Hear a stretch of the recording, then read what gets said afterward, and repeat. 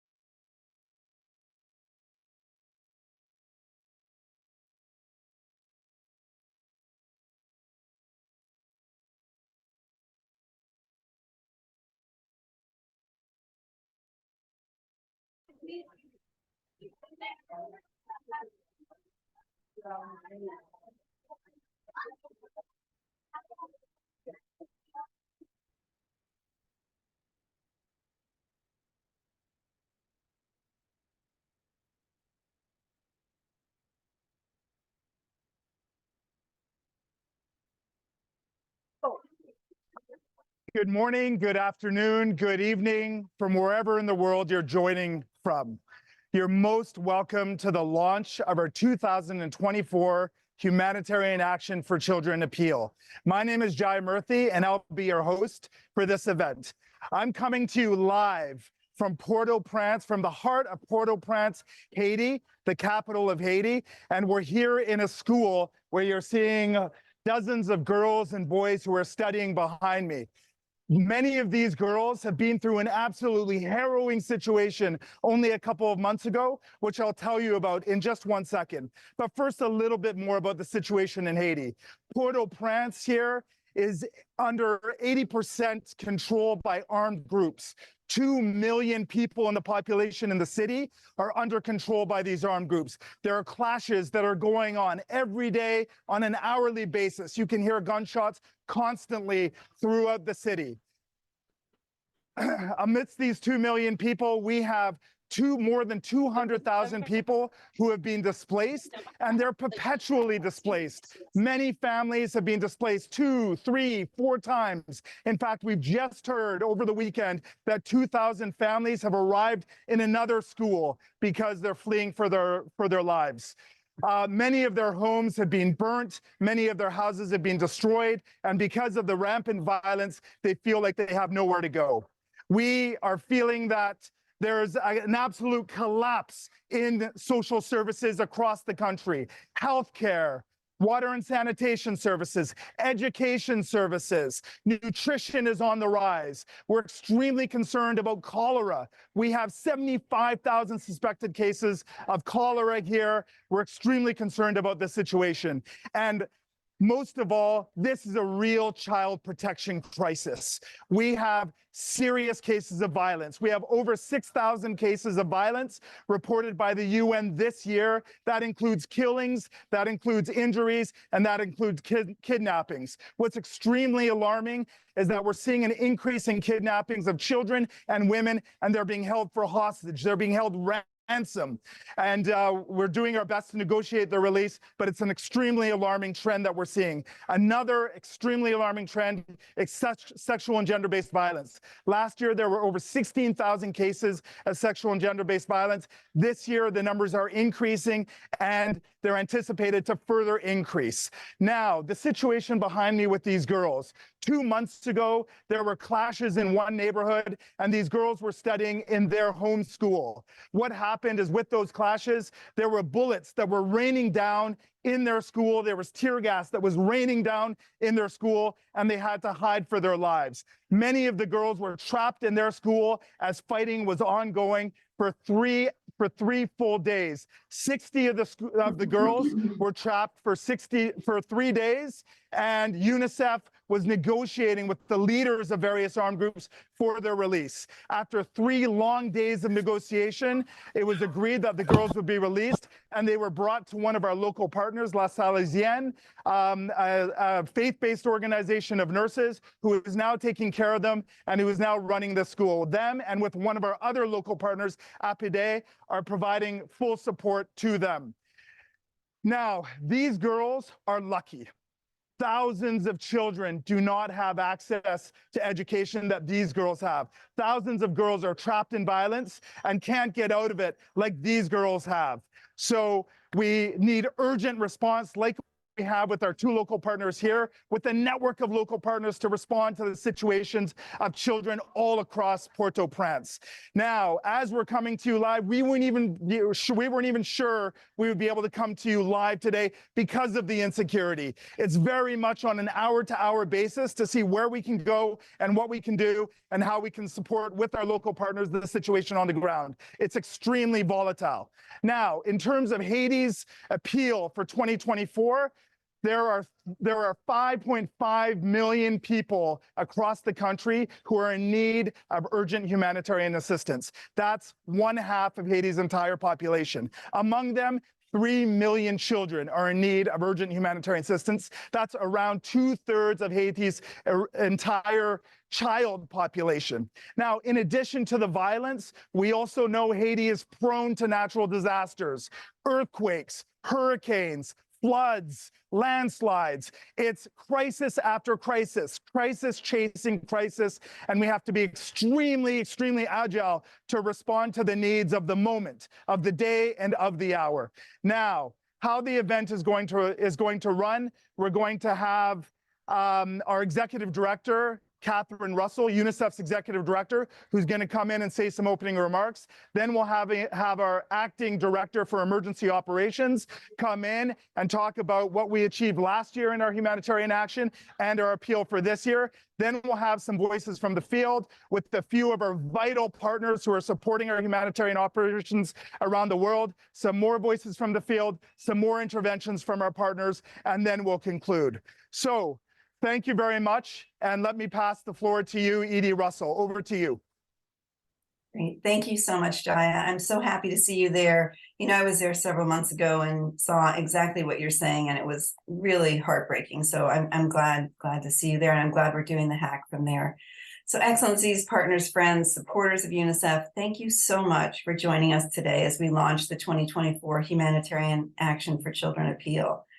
This appeal, as you know, comes at an especially critical time with children facing a broad array of intensifying and converging crises, and with global humanitarian needs at near record levels. Around the world, war continues to upend the lives of children. We estimate that today, 460 million children, 460 million, are living in or fleeing from conflict zones. And wherever violence occurs, in places like Burkina Faso and Haiti, as Jaya reported, the state of Palestine, Sudan, and Ukraine, children suffer first, and they suffer the most.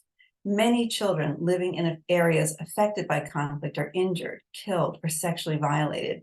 They may lose family members or friends. Some are recruited and used by armed forces or groups, and many are displaced multiple times, risking separation from their families, losing critical years of education, and fraying ties to their communities.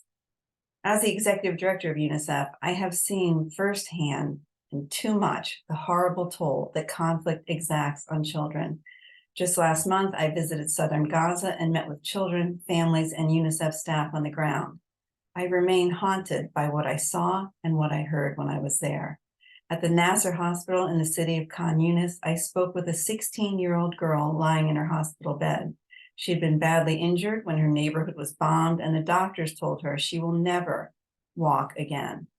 While in the hospital's neonatal ward, I saw tiny babies clinging to life in incubators, as doctors worried how they could keep the machines running without fuel.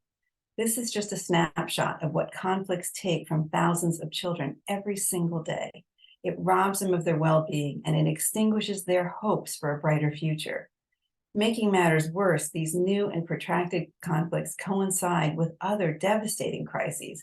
These include disasters like catastrophic flooding in Libya or the earthquakes in Afghanistan and Morocco, disease outbreaks like the cholera epidemic in Haiti, and food insecurity like that experienced in the Horn of Africa.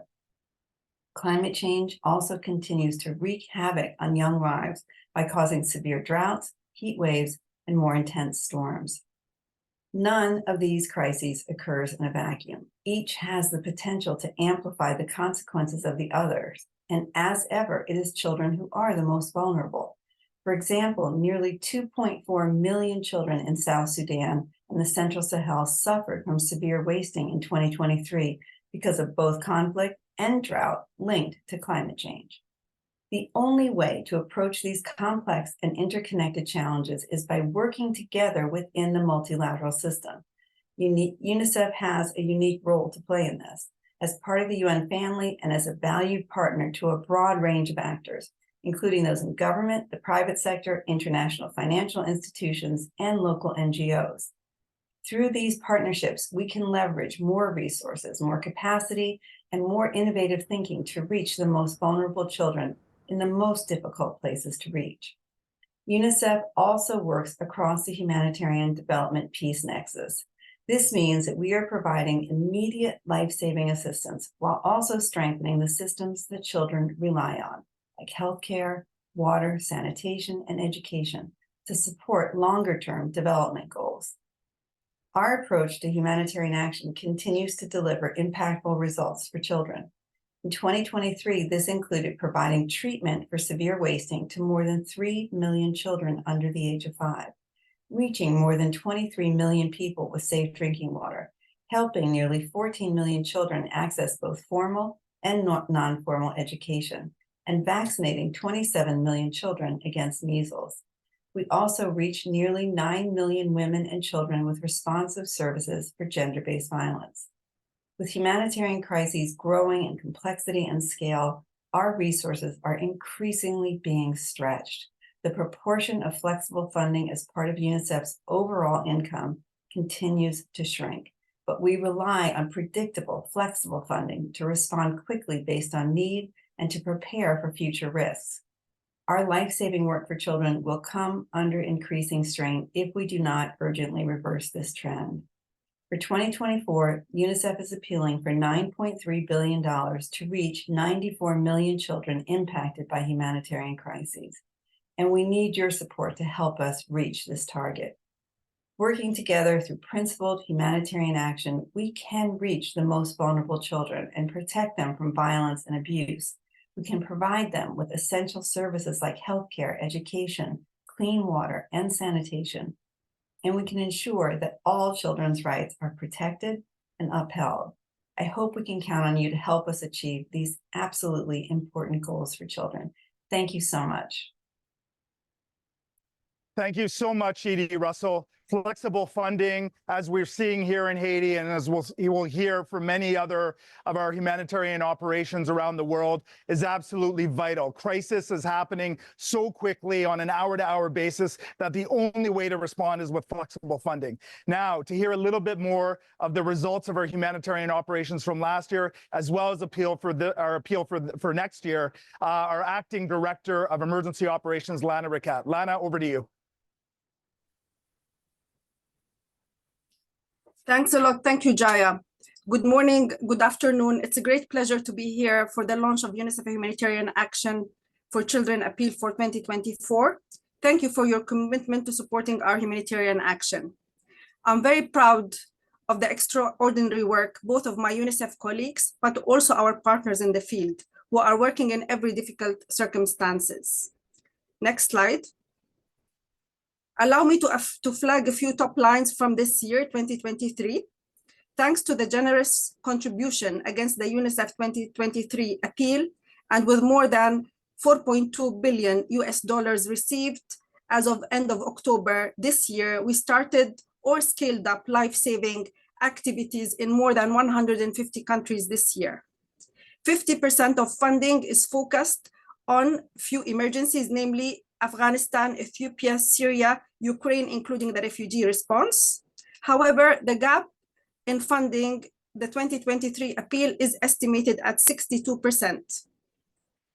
Critically underfunded emergencies for this year include Sudan, Burkina Faso, DRC, Myanmar, Haiti, South Sudan, among others. Next slide. This year, we delivered supplies and supported children's health, nutrition, education, child protection, and other areas that are central to our mandate and realizing the rights of every child. These results were achieved in the first half of 2023 in partnership with our national and local actors who we are very proud of. This year, we vaccinated more than 26 million children against measles across the globe. 2.9 million children under 5 also benefited from nutrition services and were admitted for treatment of severe wasting, including more than 500,000 in Somalia. 23.2 million people accessing sufficient quantity of safe water, including 4.3 in a complex emergency context of active fighting like Sudan. Next slide. In 2023, the world faced ongoing challenges with nearly 300 million people requiring humanitarian assistance and protection. And we all know the causes. E.D. Russell mentioned a few: unresolved conflicts in Ukraine, Syria, Yemen, Somalia, and other countries. And we have a new conflict in Sudan, state of Palestine, and Israel. And today's conflicts are more intense than ever, with attacks on social infrastructure and violations of international humanitarian law. In just 2 months, more than 6,000 of children have reportedly been killed in Gaza. The global climate emergency also reached unprecedented levels, resulting in disasters in all regions. And more than 43 million experienced displacement, leading to a loss of quality of education with long-term consequences for children. Acute food insecurity as well, worldwide, and wasting that threatens the lives of 45 million children under 5 years, including 13 million children as well that basically are suffering from severe wasting, placing them at imminent risk of death. There are also rise in public health emergencies like the cholera outbreak in 29 countries that we basically had to respond to this year. Next slide. In the face of these immense challenges and to deliver long-lasting results for children, UNICEF approach to humanitarian development peace nexus places an emphasis on strengthening systems, developing risk-informed programs, and engaging local communities. Preparing for emergencies as well, investment in anticipatory action.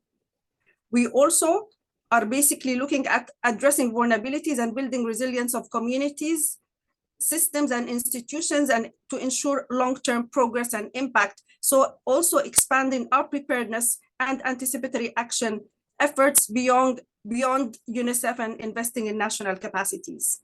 Integrating also gender equality into humanitarian action and prioritize the response for the most vulnerable children, particularly those with disabilities. These are key highlights as we also continue to follow up on the recommendations of our humanitarian review and implement them. We're gonna highlight now and look at the theme for 2024 HAC. If we move to the next slides, please, on localization. So it's basically a renewed commitment to localization and local-led humanitarian action. Humanitarian challenges that we list and talked about are becoming more demanding, vast and complex. They are also shaped by unique histories, geopolitical dynamics specific to each context in which they occur. So our responses to these challenges must build on the priorities, knowledge, and aspirations of the people who live them every day and know them best, and also investing in our local partnerships. You can see in the graph our transformative approach to localization and investment in partners with local NGOs, also with some local authorities like municipalities, building their operational systems, empowering them also to co-lead clusters where they assumed cluster co-lead roles in many contexts, like Northern Syria, Nigeria, South Sudan, to name a few. We also continue championing greater engagement of local organizations led by women and girls. Even in Afghanistan, we partner with more than 8 women-led NGOs. In Somalia as well, 80% of the response was led by local NGOs, and this averted famine following a record-breaking drought. Next slide, please. This year, we are aiming to reach over 147 million people, including 94 million children. This also includes more than 80 million women and girls and more than 9 million children with disabilities. we are committed to ensure that we are reaching the most vulnerable in every context. Next slide, please.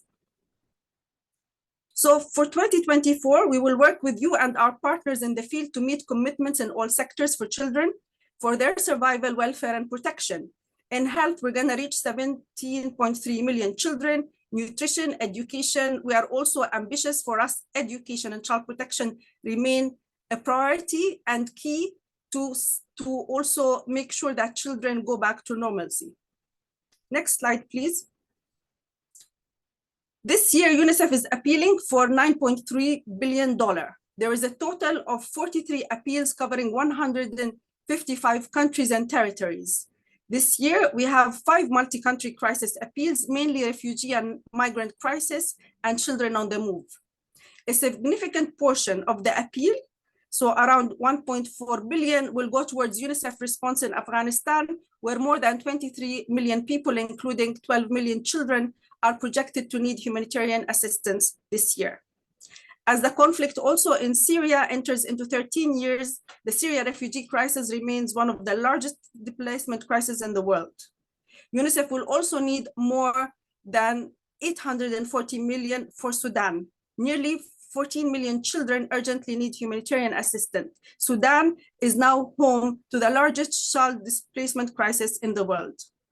The funding requirement also for DRC have also reached 862 million. Finally, Haiti also is facing some of the worst human rights violation and threats to their lives seen in the country in recent history. And we're very happy that Jaya is there, and we will hear more from the Haiti office. Next slide. Finally, the Humanitarian Action for Children appeal is a live document that is updated throughout the year. I'm really proud to be part of this effort and UNICEF Humanitarian Action. I'm very grateful to all those who contributed to it, especially our colleagues in the field and our partners, and we need to keep the support to our emergency response and preparedness efforts. Thank you for partnering with us. Thank you so much for that, Lana. Just to reinforce the point on localization, not only do they know the communities, but they are present to respond in an instant's notice. So they're absolutely critical to speed. And also, if we have a vast network, they're critical to scale. So that's absolutely vital. Now, let's hear from our first voice from the field, other than from here, Haiti. We have a representative in the state of Palestine, Lucia Elmi, who's joining us. Our colleagues in the state of Palestine have been undergoing absolutely a horrific situation and staying and delivering to respond. Lucia, over to you. Thank you, Jaya. Good morning, good afternoon. As I speak, children in the Gaza Strip are going through a terrible, unprecedented, and unparalleled crisis. I'm here in East Jerusalem, in the West Bank, and we have been witnesses to the increasing level of violence in the Gaza Strip, but as well as in the West Bank, including East Jerusalem. 1 million children in the Gaza Strip today are at risk of their life.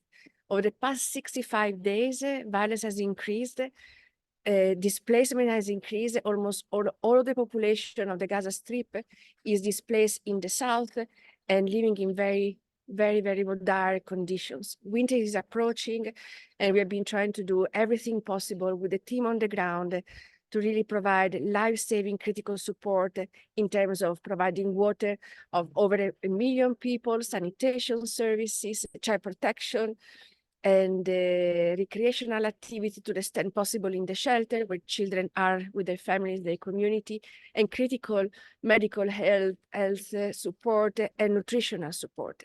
The situation is dire. Our colleagues on the ground are operating in very difficult circumstances, and really all of our gratitude and appreciation for the work that they do day in and day out during a very difficult situation with increasing level of the hostilities and putting the life of their families at risk. Your support has enabled us since the very beginning of the crisis to use the preposition supplies and the partnership that we had on the ground with our teams to advance the humanitarian response where we were able to mobilize quite a significant amount of supplies from supply division, from different hubs around the world, but also still local procurement, and with using local partners who have the knowledge and the network to be able to speed up and scale up the response wherever possible. We also have provided humanitarian cash to over 300,000 people, and half of them are children. So those are really all different attempts that we have been trying to advance before winter arrives, to give a little bit of respite to the communities. But the situation is really dire, and the logistical challenges and the movement restriction and the security are incredible challenges to our teams on the ground. In 2024, we will continue in the state of Palestine, aiming at reaching over 1 million people in the Gaza Strip, children, and 420,000 children in the West Bank, including East Jerusalem, with a range of services. But most of all, children in the state of Palestine and in the region, all children, they need protection. They need hostility to end, and they need to be able to be children and to develop to their full potential and realize their child rights at the core. Thank you for your support.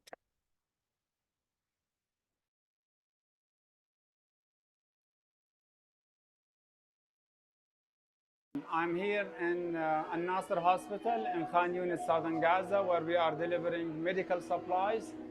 In this facility were lots of casualties. I have seen children with horrible injuries.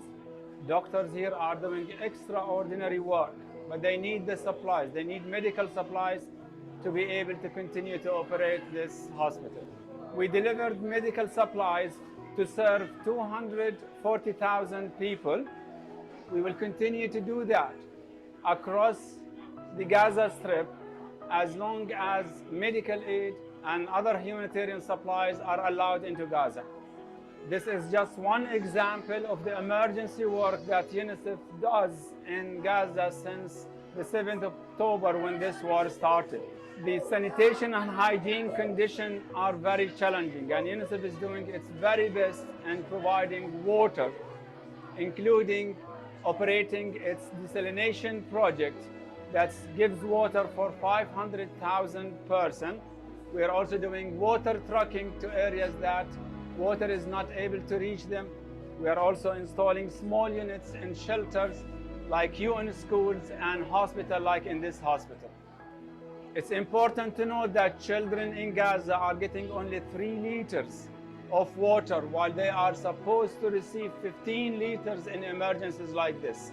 UNICEF is distributing hygiene kits across the Gaza Strip to improve the hygiene situations.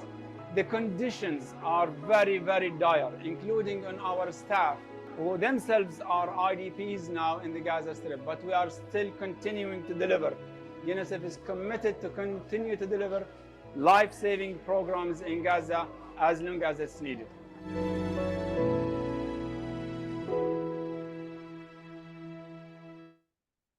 Thank you so much, Lucia and Majid. Absolutely extraordinary commitment and courage of our colleagues on the ground in Gaza, many of our colleagues who have been displaced themselves and are still figuring out how to respond as best as possible. That's taking agility to a whole different level when our own colleagues are having to be displaced and worry about themselves and their families. Next, we're going to go to the Democratic Republic of Congo.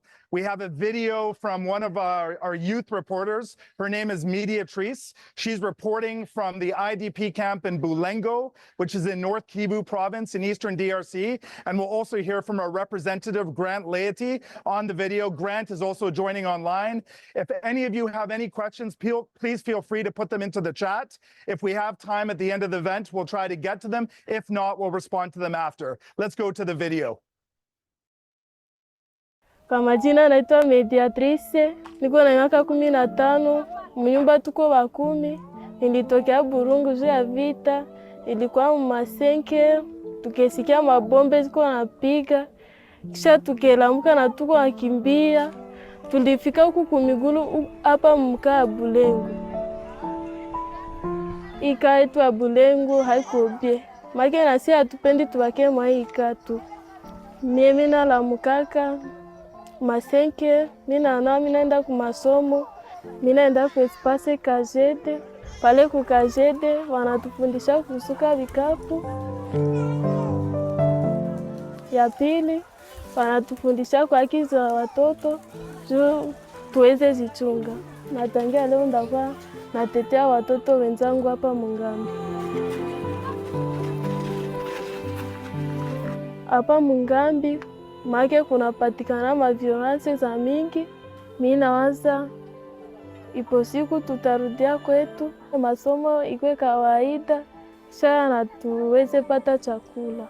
Some 15 million children, like Mediatrice, are bearing the brunt of the crisis in the Democratic Republic of the Congo, one of the world's most complex and forgotten crises.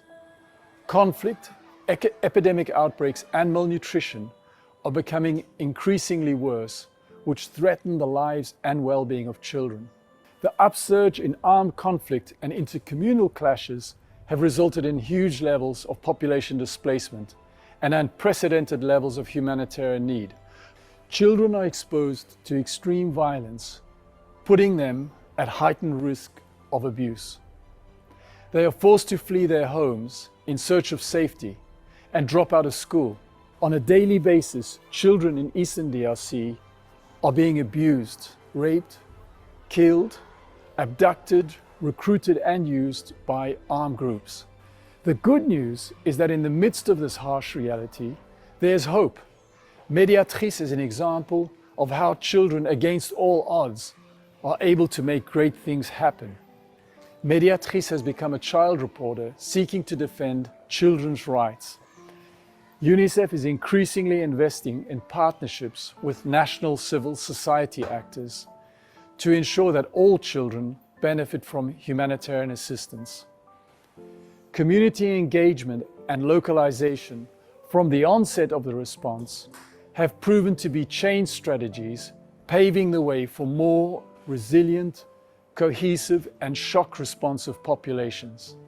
Since 2019, UNICEF has invested in a localized, rapid response to deliver life-saving assistance and alleviate the immediate impact of population movements, cholera epidemics, and natural disasters.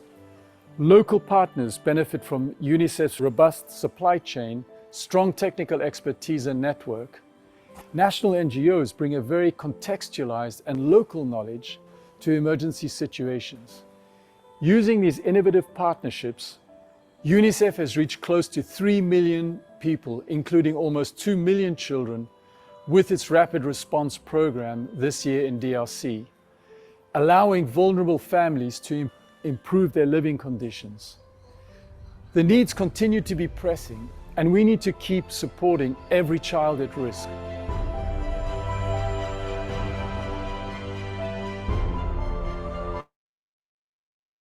Thank you. So there you've heard from Grant as well as one of our youth reporters, Mediatrice. Next, we're going to go to an interactive session where we'll hear from some of our many vital partners who are providing support to our humanitarian response around the world.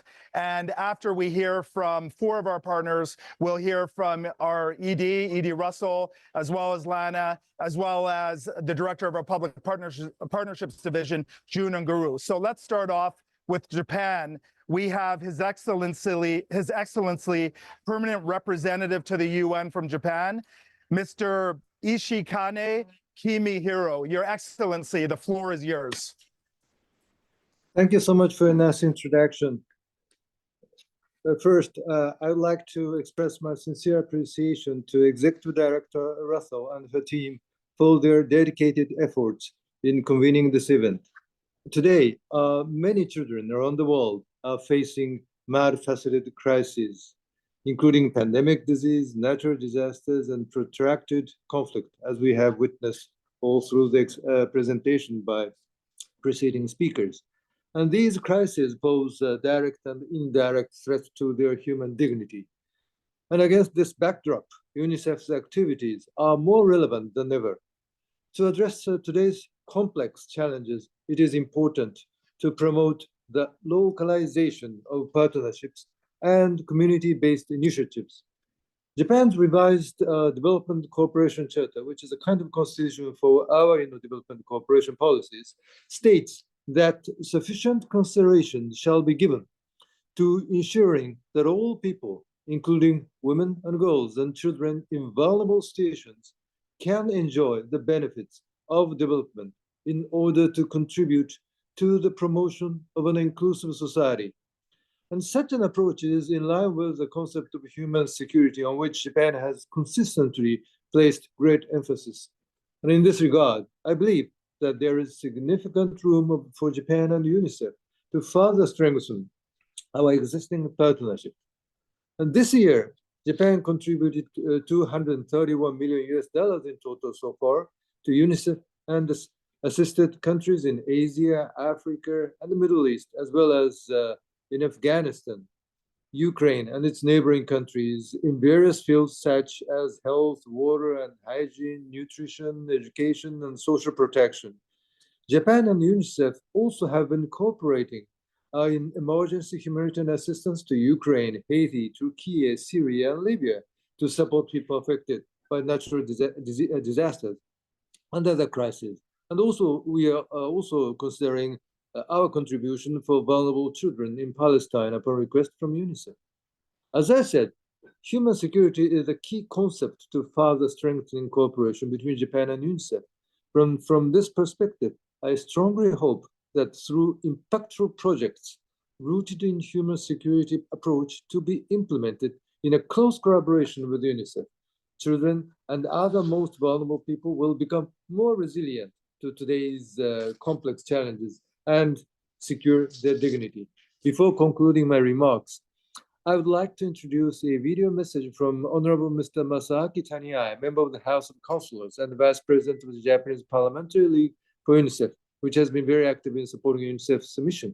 So please listen to his message through the video. I thank you. I am Masaaki Taniai, Vice President of Parliamentary League for UNICEF and a member of House of Councilors of Japan.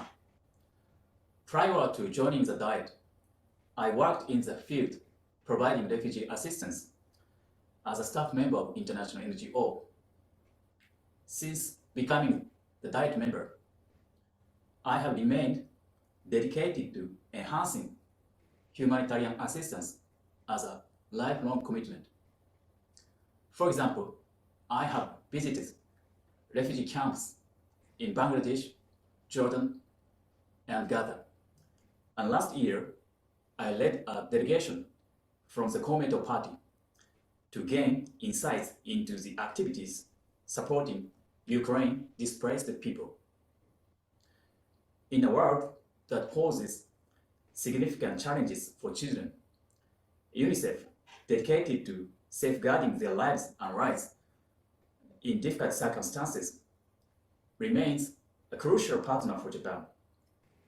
Japan is committed to strengthening its humanitarian assistance system through the lens of human security, ensuring that no one is left behind. Japan must actively contribute to addressing humanitarian crisis by collaborating with international organizations.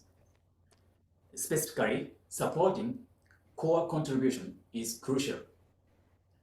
We understand the significance of this support in enabling UNICEF to rapidly scale its assistance in emergencies and promptly deliver supplies and services to those most in need. The Parliamentary League for UNICEF will continue to support UNICEF in the future. Thank you.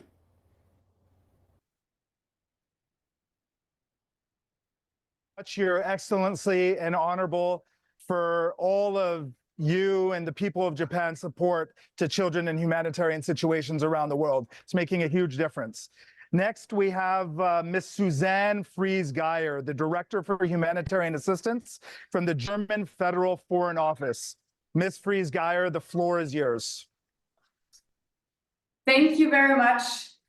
Dear Executive Director Russell, Excellencies, ladies and gentlemen. I would like to start by commending the courageous humanitarian workers on the ground. So we have heard voices from Haiti, from Gaza, and from DRC. And I would like to compliment the young voice that we heard from DRC, because it is so important to include young voices in our discussions. And this is why Germany for years includes youth delegates in our delegation during our GA negotiation. Ladies and gentlemen, wherever I have traveled during the past month, be it to Ukraine, Yemen, or Cox's Bazar, to name but a few, I have witnessed situations in which children should not be.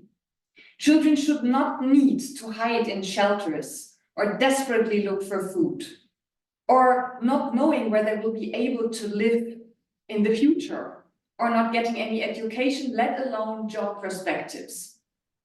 So together with UNICEF, we try to improve situations for children wherever they are. Today, I want to focus on 3 key points which are important in our joint cooperation. First, we have supported the Global Humanitarian Thematic Fund with 20 million euro in 2023 to enable fast and flexible responses. As the first hours after a crisis hits are crucial for survival, rapid disbursement is essential. Moreover, whenever possible, we advocate for acting in an anticipatory manner to reduce needs from the start. And many pilot projects worldwide have shown that it can work. In Bangladesh, for example, the effects of the yearly floods are not as high as they have been in the past. The overall aim is to reduce the needs and make humanitarian interventions more effective and efficient. Second, Germany is advocating for inclusive humanitarian assistance that puts the individual at the center, gender and age responsive, as well as disability inclusive. And UNICEF is working with us in this direction, inter alia, on more tailor-made needs assessments and responses. For example, in one of our projects in South Sudan, people with disabilities as well as children and adolescents are included in water management committees. And my third point, sustainable partnerships with local and women-led organizations. End of October, our pilot project on GBV protection brought together women-led organizations from the Horn of Africa and the UN for several days of learning and exchange. This helped create networks between women-led organizations. Women need to be included right from the start, shaping the humanitarian response. In conclusion, there are many good reasons why our cooperation with UNICEF has broadened and deepened significantly during the previous years. And in 2023, we supported UNICEF with approximately 90 million euro. And we will continue our good partnership in 2024 to make sure that children and adolescents get the chance to lead a dignified life, even during crisis. I thank the entire UNICEF team for their hard work. Thank you very much. Thank you so much, Ms. Friesgeier, and thank you so much for all of your and Germany's support.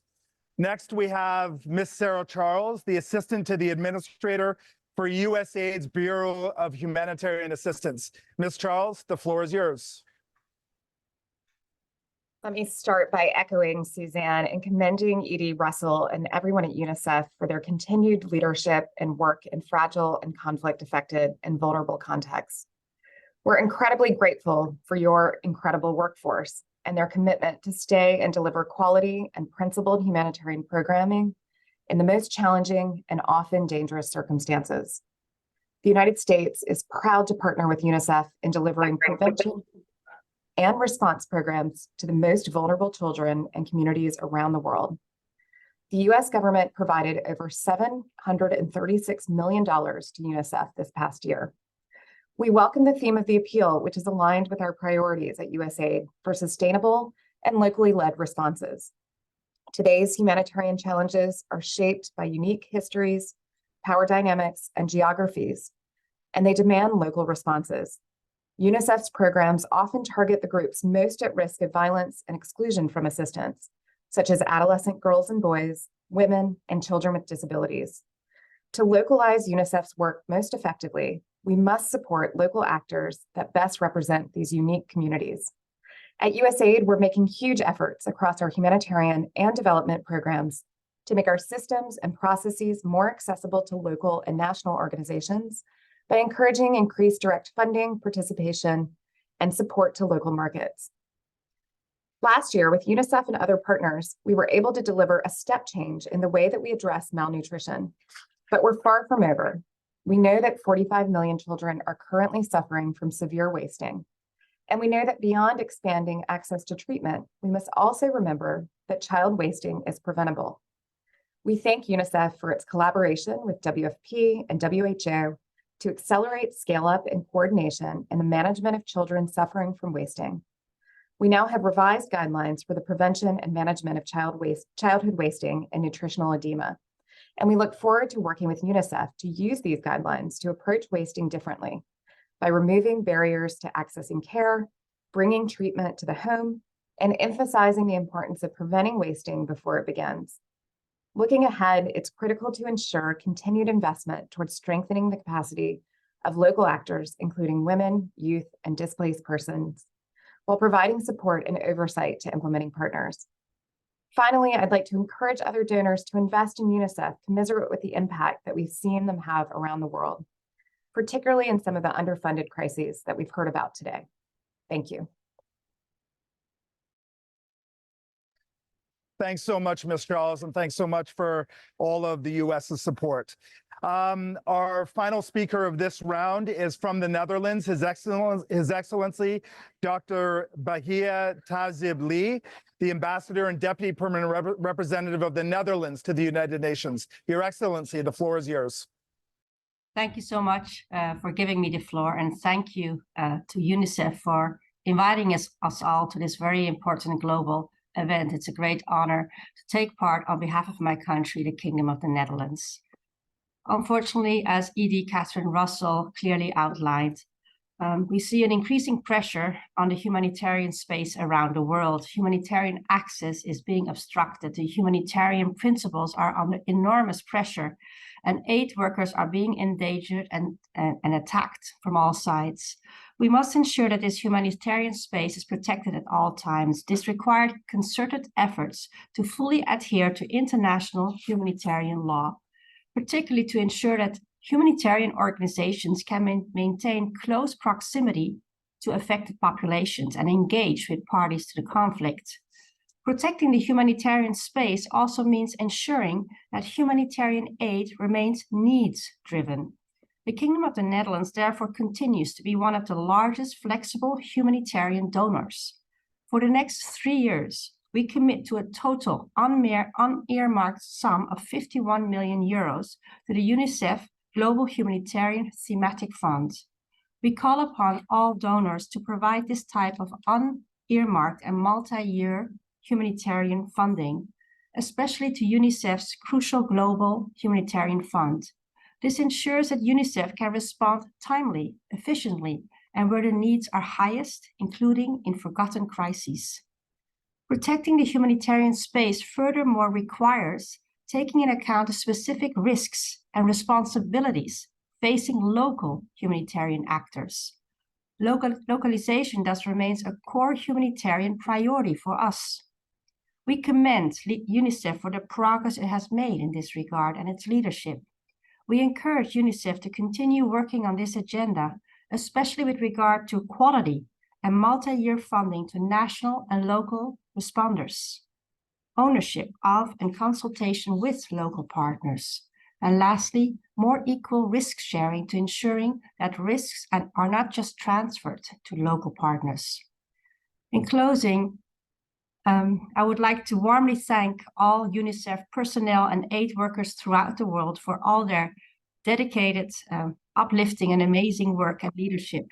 Despite being faced with unprecedented challenges and enormous personal risks, UNICEF staff across the world, as we saw in many videos, show remarkable commitment.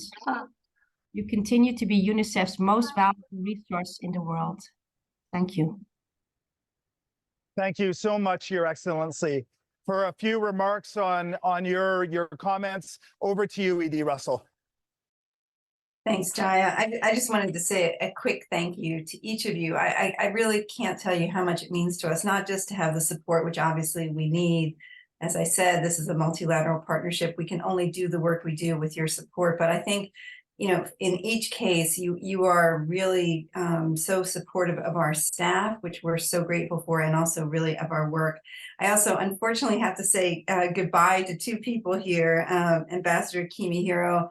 Thank you so much. You've been here since I got here, you know, representing Japan so well in New York, and we will definitely miss you. I think your important work on COVID-19, on human security, and all of those issues that are critical to Japan and to the United States, and I'm sorry, and to UNICEF are so important to us and so much appreciated. So thank you for that. And also to Sarah, Charles, I'm in a little bit of denial that you're leaving. So I'm very sorry to hear that. We will miss you so, so much. And I think, you know, you are just, as you said in your remarks, a stalwart supporter of UNICEF, but also I think of the importance of humanitarian funding. The work you did on nutrition is critical. So to each one of you, thank you so much for the support, for the help, for the moral support. We appreciate it so much. And to Sarah and Ambassador Kimihiro, we'll miss you very much and are grateful, really eternally grateful for everything you've done for us. So thanks so much. Back to you. Thanks so much, Edie Russell. We'll now go to hear from colleagues in a couple of more countries. First, we'll hear from Sudan. We have our representative, Mandeep O'Brien, who's speaking from a video, as well as one of our youth advocates, Mahmoud Abdallah, who has experienced terrible violence and violations of his rights when he was a child. We'll hear from them in a video. And as well, Mandeep, our representative, is actually live from Kosti, listening in. If you have any questions, we will see if we can take them. Let's go to the video.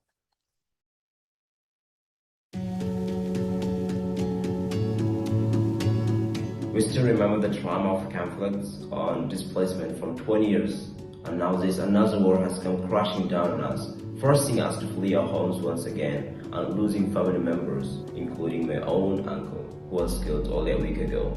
All our dreams and plans have been shattered. في المستقبل حلمي هو أن أصبح طبيبا. فلم يعد بوسعي السعي خلف حلمي.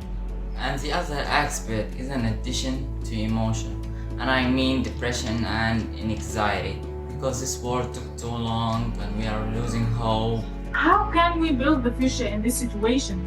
No schools, which mean no study, no education, no medical service. We lost our schools that carry our memories, and most importantly, we lost our child.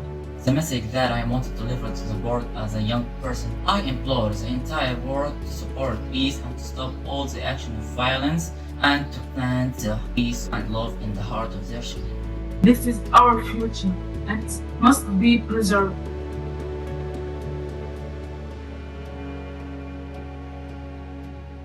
Let's be clear. No child should have to endure the horrors of what millions of children are experiencing in Sudan.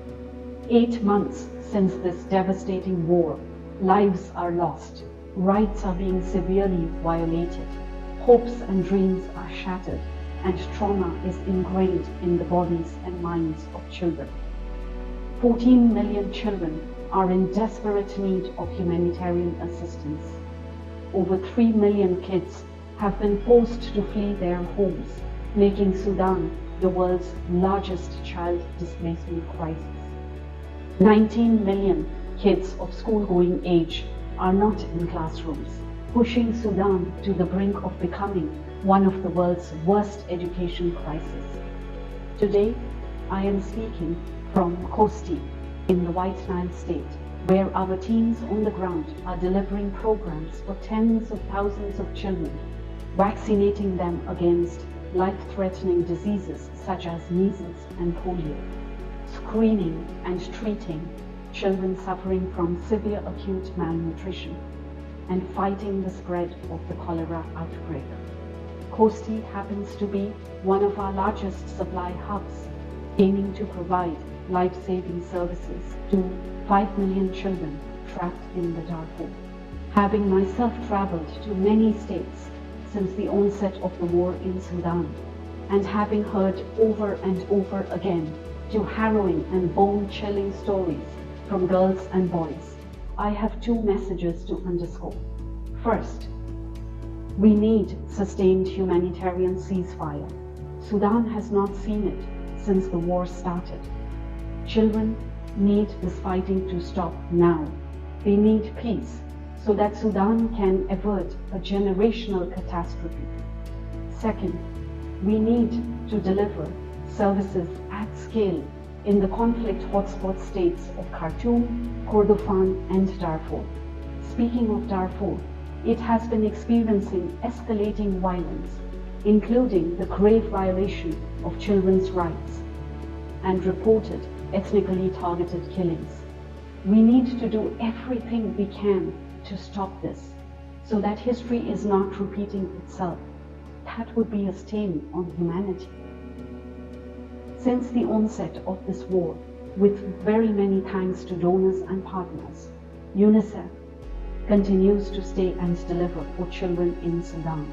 So far, we have reached over 6 million children and families with life-saving and resilience services.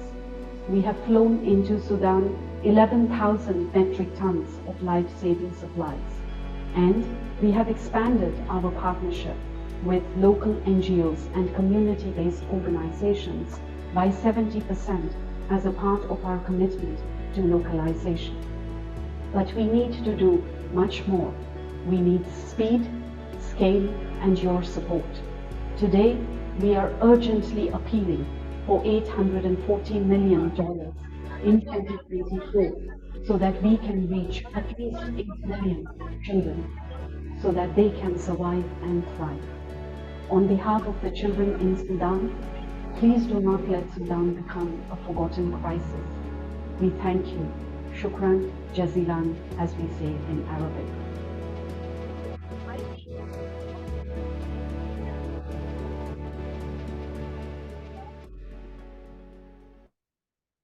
Thank you so much, Mandeep and Maktoum, and Mandeep for viewing from Kosti itself.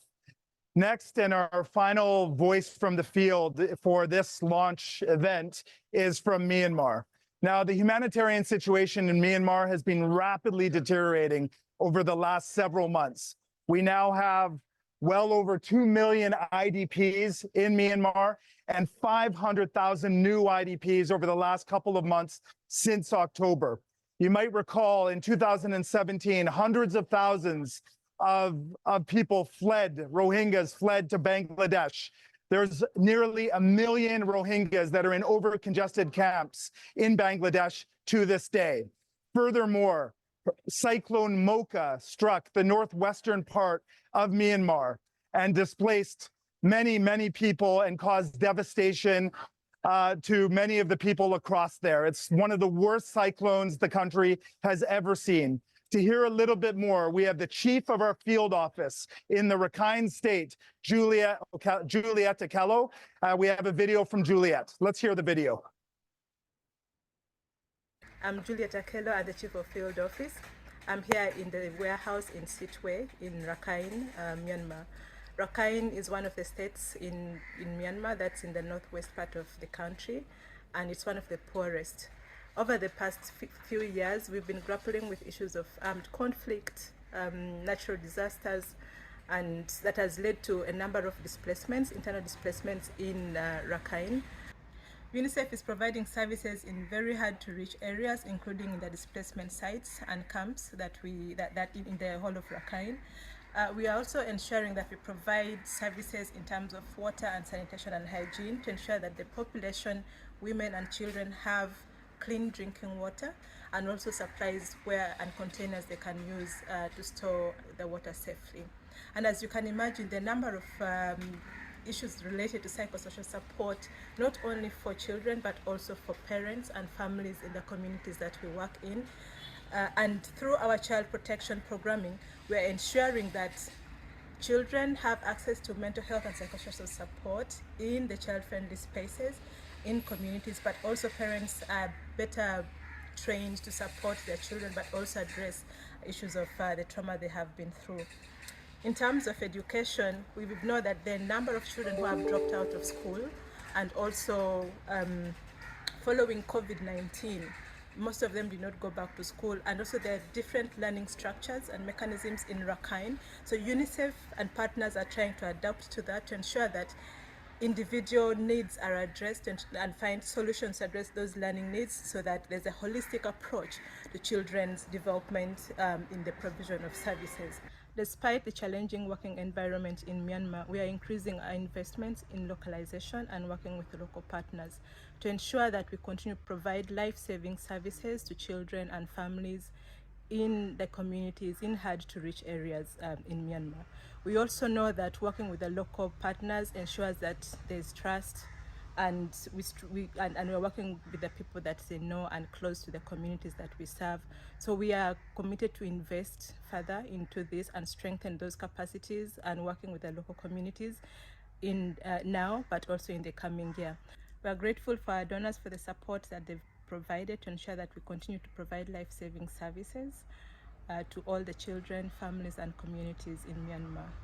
Increased and flexible funding will ensure that we are nimble in our approaches and also dynamic in ensuring that we provide services given the ever-changing environment.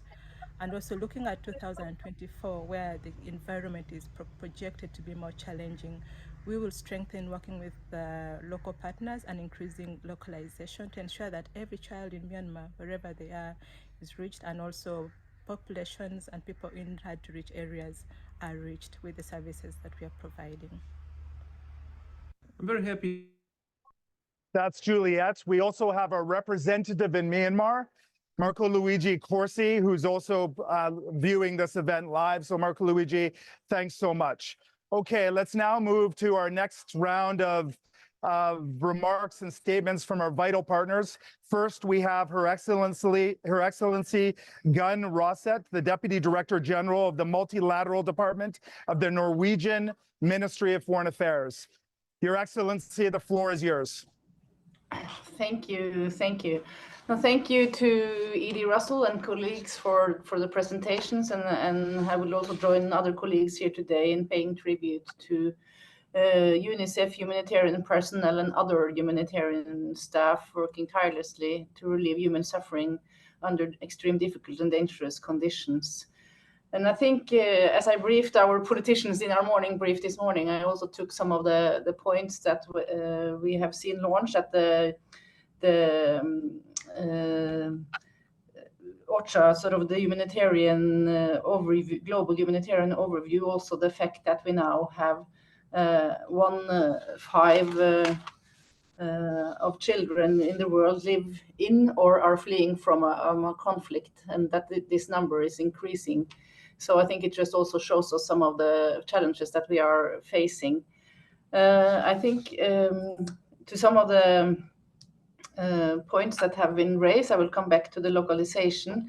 But first of all, I think just to repeat and be very clear that protection of children, or protection of civilians, and then particularly protection of children, is really one of the main priorities in the Norwegian humanitarian policy. We are just reviewing our humanitarian 5 strategy, where we will sort of maintain a strong focus on that. And I think also thank you to UNICEF colleagues for joining us in organizing the International Conference on Protection for Children in Armed Conflict this summer, which was organized with UNICEF and other partners.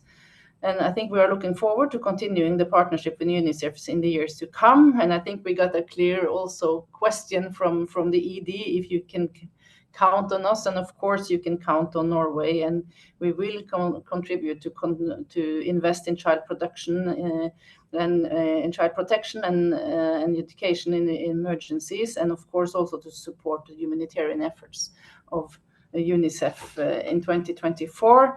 And I'm also glad to say that we managed to find some extra funding for Sudan towards the end of the year, including to UNICEF, which I think we also listened to the input from your colleague there, and to make sure that this is not a forgotten crisis. On localization, I think it's very timely that we also put this as one of the themes, and I'm glad that is the theme of this launch. We are committed to strengthen locally led humanitarian response. I think in looking into the mirror, and also now when we are updating our humanitarian strategy, we have to be honest and say that we are far from reaching the grand bargain ambition of a 25% of humanitarian assistance. So this is one theme that we will also be focusing particularly on in the revised humanitarian strategy, and we look forward to joining in close consultations and dialogue with UNICEF colleagues as we work together to improve and be more efficient in meeting the dire humanitarian needs. And of course, in the localization agenda, women who also then often take care of children are really change agents and drivers to make sure that we also reach the most vulnerable, the children in these conflicts. And just to conclude, I think humanitarian crises are not solved by humanitarian means. I think we also need to have use all the tools in our diplomatic toolbox, and Norway will also remain committed to peace and mediation efforts to make sure that we don't see this increase of number of children living or fleeing from conflict in the world. But thank you so much for this, and thank you to colleagues for staying and delivering in difficult circumstances. Thank you from Norway. Thank you. Thank you so much, Your Excellency, and terrific news on the extra funding that you found for our operations in Sudan. Next, we have His Excellency from Switzerland, Mr. Dominic Stillhart, Ambassador and Head of the Swiss Humanitarian Aid Swiss Agency for Development and Cooperation. Your Excellency, you have the floor. Well, thank you very much, Jaya. Greetings to Haiti, and thank you for leading us through this event today.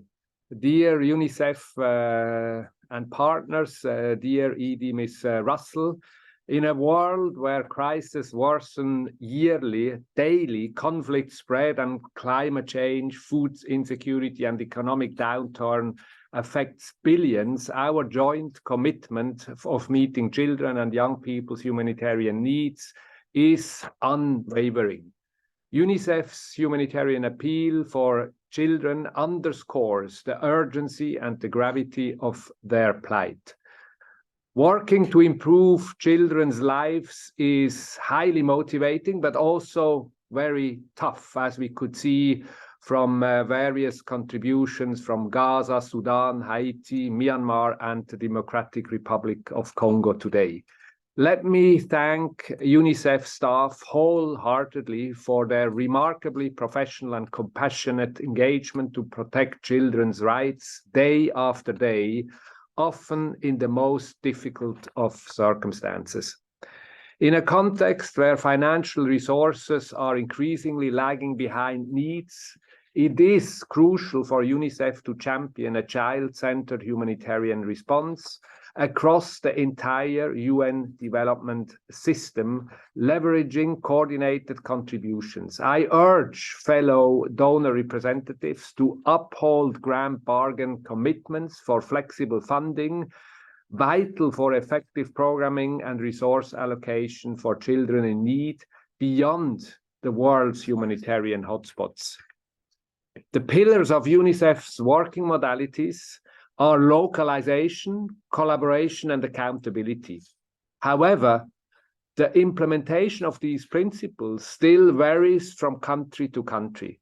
To achieve inclusive partnerships and staff accountability, it is crucial to work towards a consistent implementation of these principles in all programs and processes. I'd like to thank UNICEF for its contribution to the Geneva Global Hub for Education in Emergencies. In just over 2 years since its inception, the Global Hub has established itself as the key platform for education in emergencies. Let me seize the opportunity to call upon all donors and partners in the field of education in emergencies to seize the hub's potential and contribute to its further consolidation. Amid global conflicts, Switzerland also remains committed to the agenda on children and armed conflict during its UN Security Council tenure, focusing on continuous access to education in conflict and emergency situations. I'm pleased to announce that Switzerland's overall contribution to UNICEF in 2023 achieved a record level of almost $60 million. Despite fiscal constraints, Switzerland is committed to enhancing the predictability and quality of humanitarian funding. Thank you very much for your collective efforts and commitments. Thank you so much, Your Excellency, for the ongoing phenomenal commitment. And next we have from Korea, His Excellency Jasim Al-Mawada, the Deputy Permanent Representative for Korea to the UN. Your Excellency, the floor is yours. Good morning, Your Excellency, Executive Director Catherine Russell, and distinguished guest. First of all, I'd like to thank you, Jaya Marti from IT, for working us through today, and then thank you all the voices from the field. This year has seen an alarming rise in humanitarian needs for children worldwide. UNICEF reached out its hand to millions of children suffering from armed conflict, climate disasters, diseases, poverty, and deprivation. The Korean government has worked with the UNICEF to provide water and sanitation for Rohingya children in Bangladesh, education in Syria, healthcare in Lebanon, nutrition in Yemen, relief from heavy rains in Cuba and DR Congo, and cholera in Malawi. We feel so privileged for what we did with UNICEF across the world. Korea is a unique partner of the UNICEF that turned from a desperate recipient to a major donor. UNICEF has been with Korea throughout its development history since 1948 until Korea Committee for UNICEF was established in 1993. Today, we are no less happy to be closely engaging with the UNICEF. The Korean government is poised to significantly scale up its contribution to UNICEF next year. We are also going to annually contribute to the thematic funds for climate response in East Asia, Pacific, and Southern Africa through 2025. We hope that the 2024 HAC will be successfully accomplished in every corner of the world with the high level of localizations achieved. In all these efforts, we will stand firmly behind UNICEF efforts throughout the next year. Thank you again, and Happy New Year to all. Your Excellency Jo Hyun Woo, thank you so much. Thank you for all of Korea's support. Okay, Edie Russell, over to you for remarks on what we've just heard. Well, I just would like to briefly say, again, how much we appreciate each and every one of you. I'm struck always by the complexity of the work we do. And I think, for us, having such strong partners, consistent partners means everything to us. And I just want to really profoundly thank you for the support and for the continued confidence in our work. So thanks so much for that.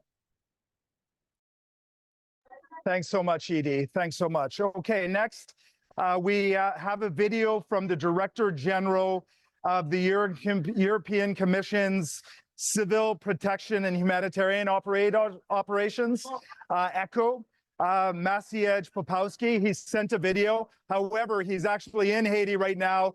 Our representative in Haiti, Bruno Mas, has actually just met with him over the weekend. So there's ongoing work there. But let's hear from the Director General in his video.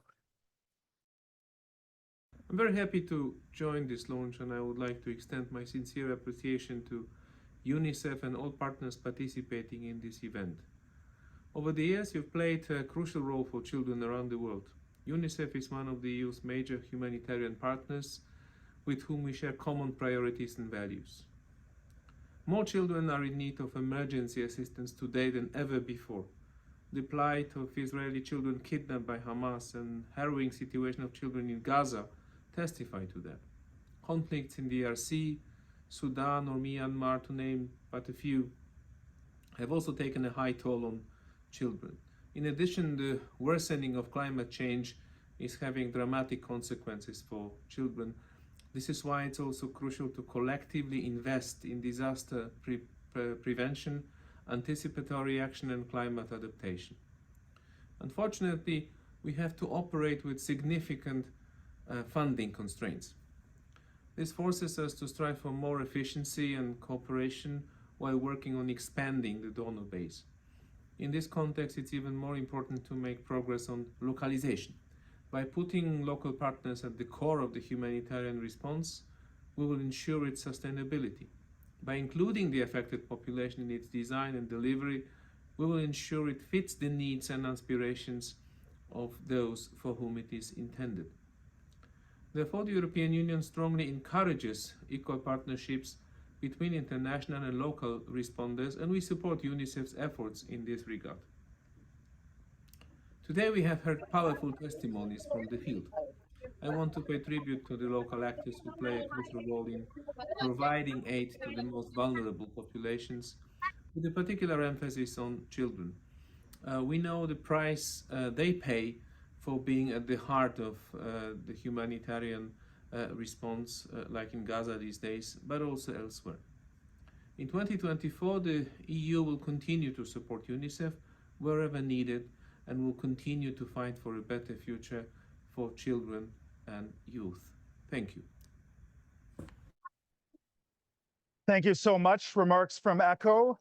Next, we have a very special guest with us. We have a journalist and the Nobel Peace Prize winner from 2021, Dmitry Muratov.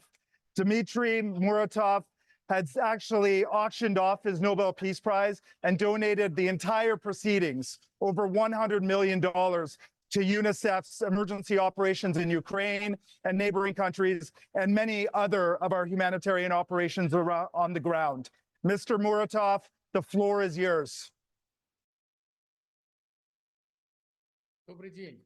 Я всех очень рад видеть и слышать.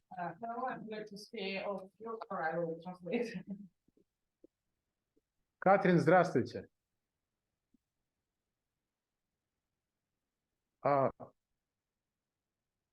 Моя идея была очень простой. Обратиться к богатым людям на планете Земля, миллиардерам, с тем, чтобы они пожертвовали деньги в ЮНИСЕФ.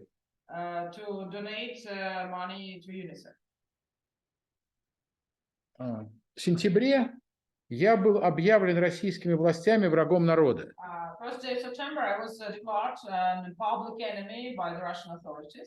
Иностранным агентом. И это затруднило мои коммуникации.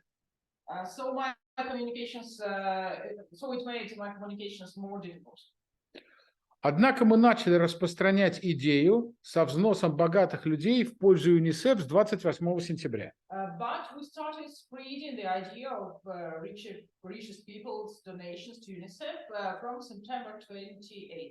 Эта идея была озвучена на Нобелевской неделе в Стокгольме.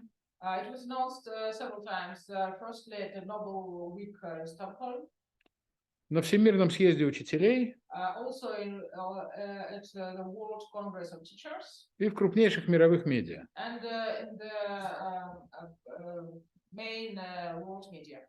Но самое главное, что эту идею поддержали и подписали обращение к миллиардерам для того, чтобы они поддержали ЮНИСЕФ, 48 лауреатов Нобелевских премий.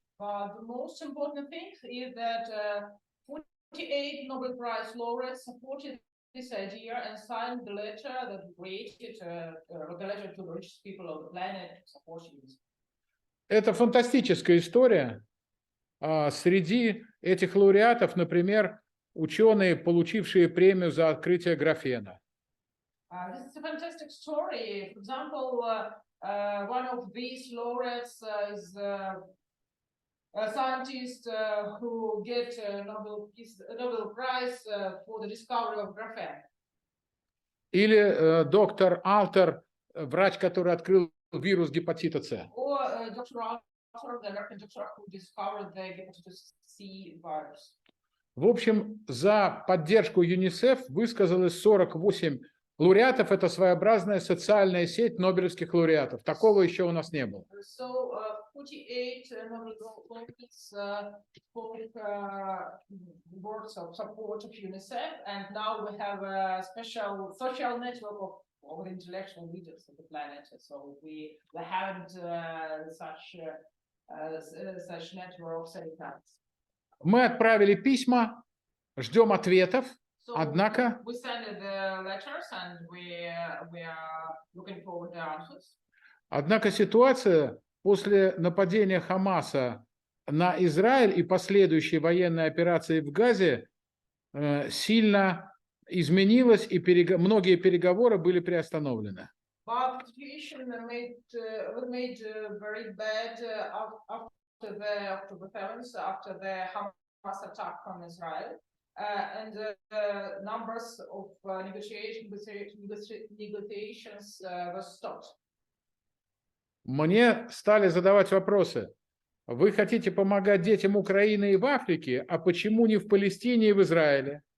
And we were asked, why do you help the children of Ukraine or Africa, but not Israel or Palestine?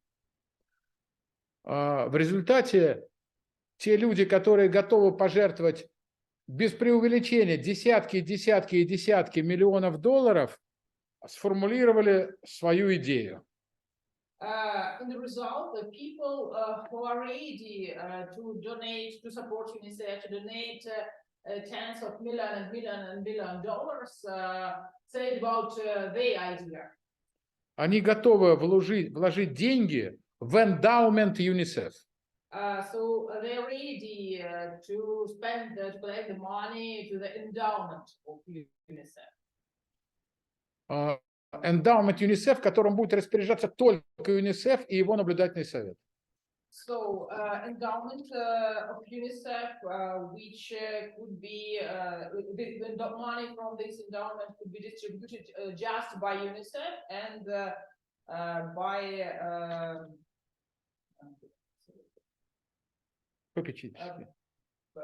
supervisory or board of trusters of this endowment.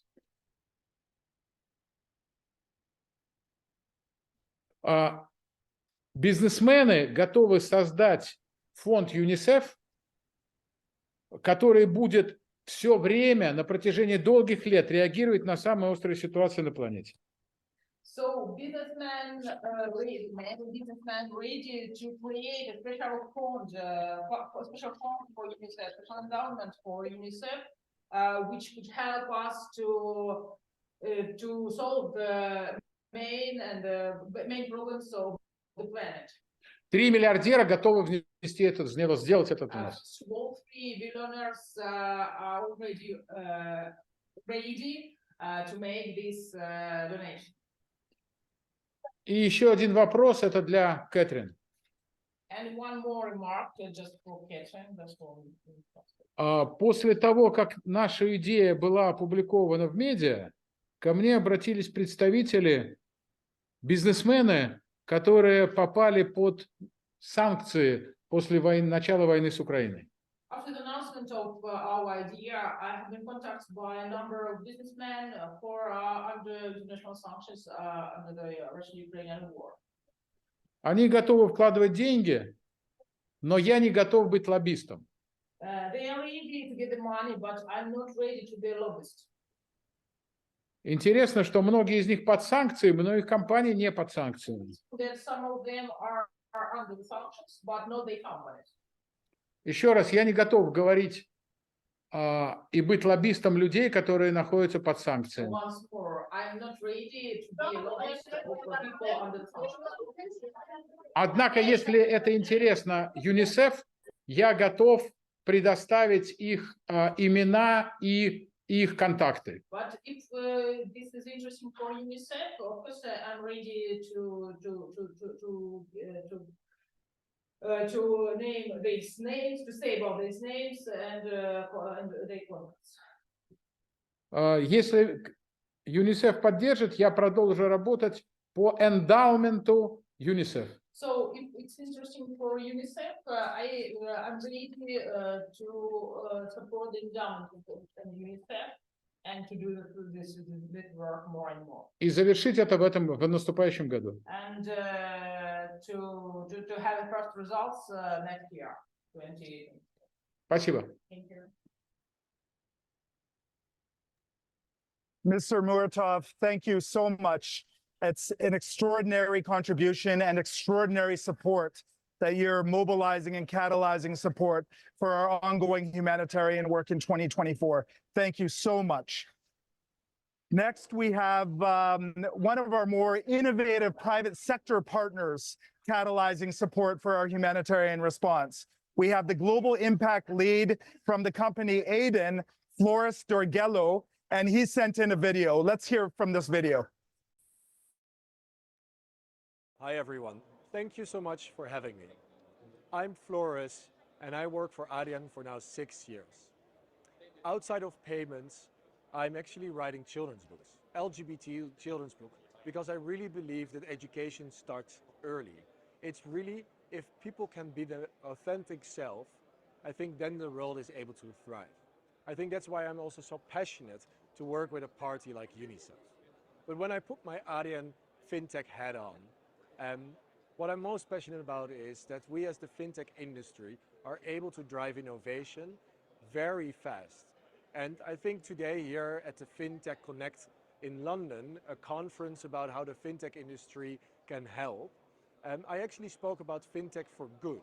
How can we use our technology, our expertise to help UNICEF's mission? ADIAN, as a financial technology platform, helps businesses to accept funds. Think about when you shop at the Body Shop. You are there, you pay on a terminal, and yeah, that's what we offer. But in 2019, ADIAN started a product called Giving, where we allow customers to make donations in checkout. And we made it so simple so we can raise more funds for causes like UNICEF. Recently, I think it was a week or 3 ago, we partnered with UNICEF globally. We signed a multi-year contract allowing that it's not only a bilateral partnership between ADIAN and UNICEF, but that we are allowing our vast merchant network that are in the digital space, unified commerce and platforms, with organizations like Uber, Netflix, Ralph Lauren and The Body Shop, to be able to fundraise for UNICEF with speed and scale. I'm very excited because The Body Shop is one of those partners that already made use of this partnership. They started to fundraise for the Global Humanitarian Thematic Fund, also in the UK known as the Emergency Fund for Children. And I think this is a specific important part.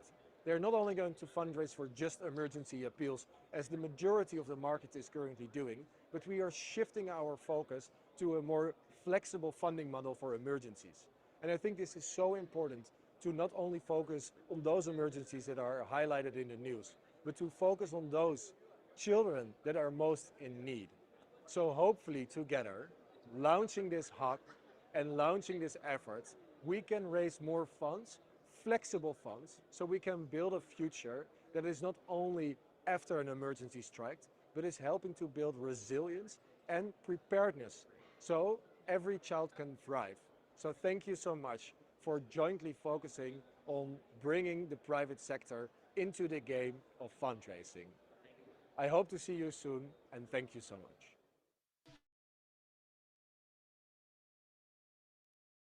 New technology and how we can mobilize resources at speed and scale, which is actually critical to respond to the needs at speed and scale. So matching the two, interesting to see such innovative partnerships and developments emerging. Our last speaker from this event amongst our partners is from Qatar. We have the pleasure of having Mr. Talal Al-Nami, the second secretary at the permanent mission of the state of Qatar. Mr. Al-Nami, over to you. The floor is yours. Thank you very much.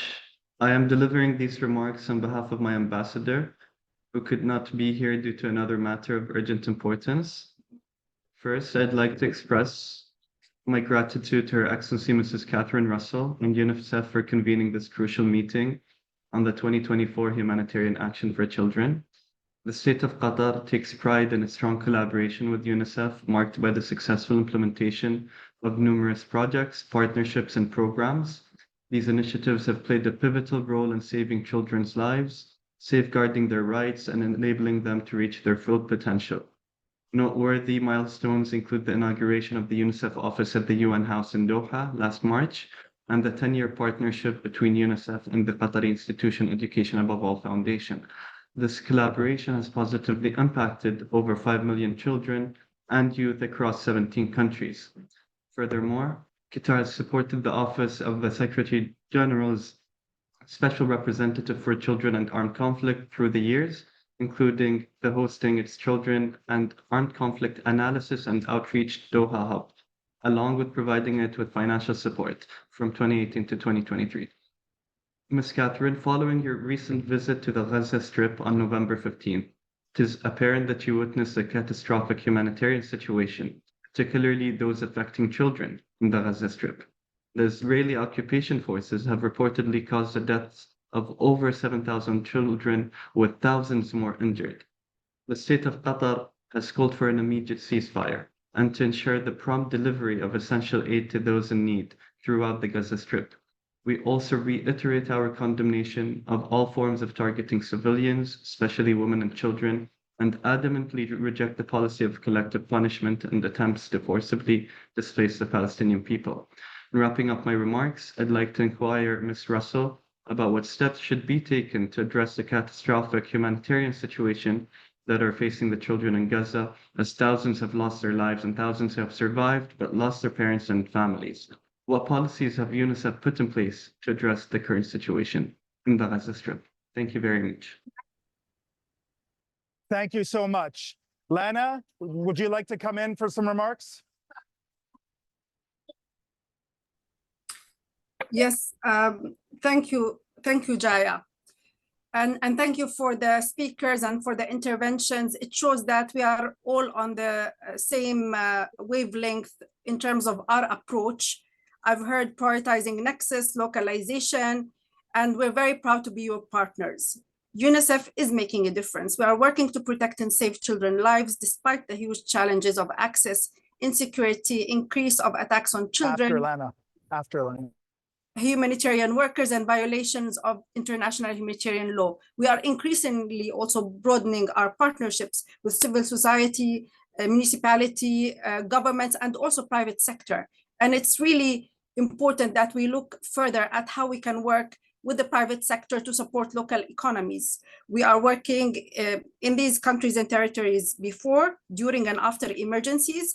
And we're prioritizing what we call the no regret approach. For us, this means investing in risk analysis action so that we see the early warning sign and we take immediate action. This allows us to prioritize anticipatory and early action again, including through deployment of flexible resources and dedicated experts and staff. We really need timely and flexible funding to save lives today and to anticipate and respond to new emerging risks before it's too late. And we count on your support. Thank you, Jaya. Thanks so much for that, Lana. Everybody, we're starting to come to a close now. We have a video from one of UNICEF's Goodwill ambassadors, Orlando Bloom. Let's go see this video now. Emergencies tear families apart, forcing children to flee their homes and turning futures into uncertainty. No child is more vulnerable than when they're caught in conflict or a natural disaster. With a rise in disasters, disease outbreak, and violent conflicts, global humanitarian needs are at record levels. However, funding is struggling to keep pace with the number of children in need. These aren't just statistics, but there's hope.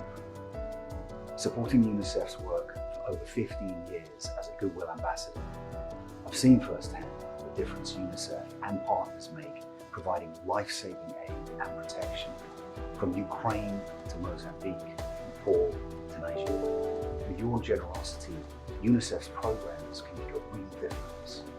Through timely, predictable, and flexible funding, UNICEF and partners can respond quickly to emerging crises, anticipate future risks, and allocate resources where they are needed most, helping millions of children from Sudan to Haiti, Afghanistan, and Yemen.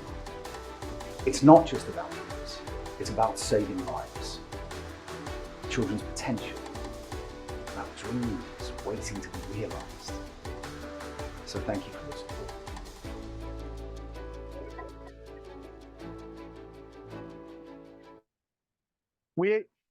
We have a network of global goodwill ambassadors like Orlando who are leveraging their influence, leveraging their networks to support our operations, to try and give children that hope so that they can realize their dreams. Edie Russell, over to you for your concluding remarks. Sorry, I had to unmute myself. Look, I don't have much to add. I feel like this has been an incredible presentation. I want to thank everyone who joined us. I want to thank you, Jaya, for moderating and doing such a good job on the fly from Haiti, which I know is challenging, to Lana, to all our colleagues from the field for their perspectives. I want to say a special thanks, of course, to the member states and UNICEF partners. It's been interesting because I think today we've gotten a good sense of the array of support that we get. Obviously, member states are critical, and we are eternally grateful for the work you do. I thought that the comments by Dmitry Muratov were so powerful, and the notion that you would have this amazing award and then take it and give it to the children of the world, I thought was so impressive. And now he continues to think about new ways to innovate, which we're so grateful for, and we will definitely be in touch. I think that the idea of the endowment and getting businesses to do that is really fantastic and something that we will follow up on. I thought Flores's comments about the private sector, everyone always talks about the private sector, but the truth is the private sector is made up of a lot of individual people who care so much about what's happening in the world around them and are trying to find ways to help. And I think the challenge for UNICEF is making it possible for them to participate in a really important way. And then, of course, closing with Orlando, I thought was just fantastic, because I think, the voices of people out there who are committed, who don't have to do this, right? They have plenty of other things they could be doing, but who travel, who see the challenges children face and come together to try to help us is really, really just very heartening to me. So I guess I would just close by saying, I've been in this job now for 2 years, and I feel like every few months I say, things have never really been worse for children, but indeed they keep getting worse. We just keep adding these horrible conflicts. Last year, Ukraine, this year, Sudan, and of course now what's happening in Gaza and Israel. And it's just, nothing ever goes away. Nothing comes off our list. We just keep adding more and more difficult things. And I think, on the one hand, I always have this feeling, people ask me, do you like your job? And I say, well, I love my job, although there are days where, I have to shake my head and really try to think about sort of how human beings can be so inhumane to other human beings and what that looks like for children and how desperate the situation for children is in so many parts of the world. But then I say, okay, the upside is there are so many great people in UNICEF, all of our partners who are working together to try to improve that. And at the end of the day, I always feel better when I see children. And so I appreciate so much seeing the videos and these presentations, because I think it reminds all of us that children are always children, wherever they are. And I see that all the time. Even in the most desperate situations, you can see a child smile or start to play or look for a friend. And I think that's what keeps me going for sure. And I think it keeps all of us going. But I do believe if we continue to work together to do these important things like, localization, really empowering local groups, making it possible for them to do their work. If we continue to push for flexible funding so we can respond where we need to respond, we at UNICEF will try our very, very best to do our part. And we're grateful to all of our partners who make that possible. So thank you, everyone. Thank you so much for being a part of today. But more importantly, thank you so much for being partners on this journey with us. Back to you, Jaya. Thank you. Thank you so much, Edie Russell. Speaking of keeping us going and keeping us upbeat, I'm surrounded by the girls here. Remember, these girls 2 months ago were caught in armed conflict. There was a negotiated ceasefire by UNICEF amongst the leaders of those armed groups to get them out. Now they're receiving education. The graciousness of the school has allowed us to come to you live from this event. And these girls wanted to say a specific message to you in their native tongue Creole, which is merci, which is thank you. So,